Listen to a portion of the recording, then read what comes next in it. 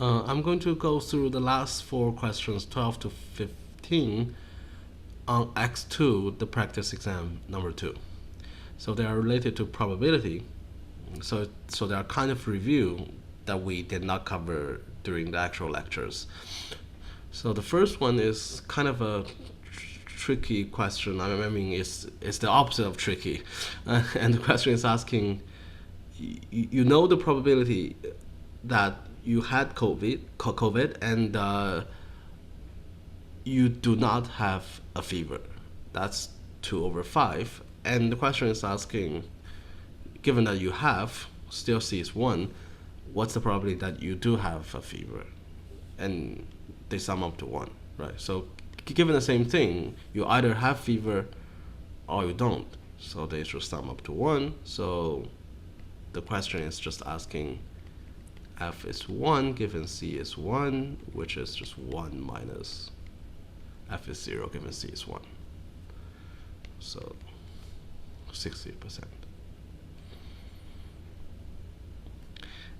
Okay, and the next one is kind of straightforward as well, and at the moment we are seeing green, and the question is asking what's the probability that in the next second it's yellow. So there are 9 seconds in total when you see it's a green, and only one of the 9, after the 1 second out of these 9 seconds, the next second it becomes yellow. So basically there are in total 9 seconds, one of them satisfy that, so by the definition of probability it's just 1/9.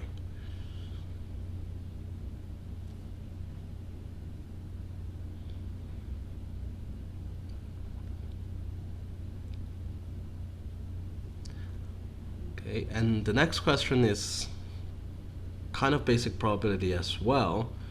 So you have probability of A is equal to probability of AB is equal to 0.8. And some of you may think then probability of B is 1. But that's assuming they're independent. So only if A and B are independent, then we have this probability of AB is probability A times probability B.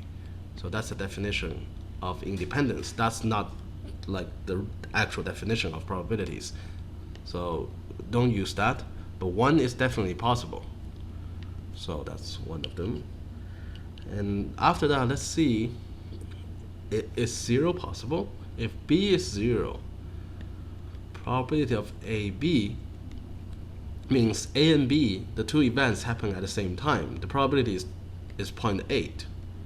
So if B never happens, then how can they happen at the same time being 0.8? So from that, you can probably guess we actually want this probability of A and B to be less than probability of B.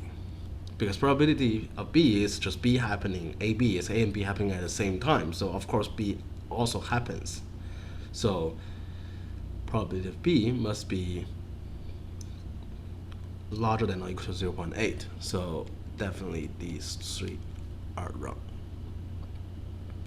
So the last one, is it possible that is 0.87? There's nothing against that. So that's kind of possible. There's no reason why we want to assume independence. So when they are dependent, it's possible that B is any value between 0.8 and 1.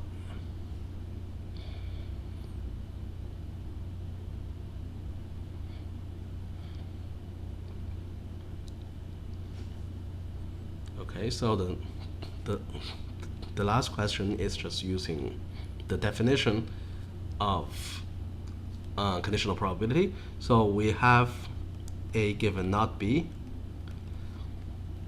The definition is A and not B at the same time divided by probability of not B, which we know. Probability of not B is just 1 minus probability of B, so that's 0.6. Oh, and we also know this 0.96. So it means in particular we know what this is 0.96 times 0.6.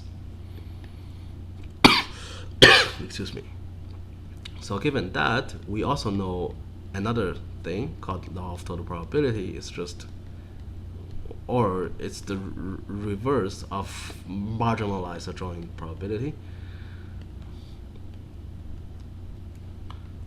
The probability of A is just probability with not B and B summed up.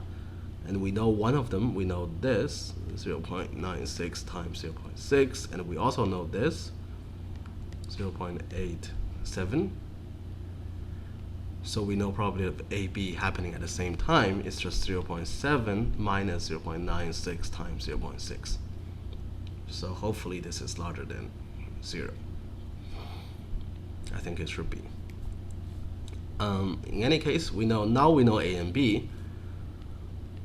Probability of A given B is just probability of AB divided by probability of B, and we know all of these. Probability of AB is just this. Probability of B we know is 0.4. So now we get expression for A given B here.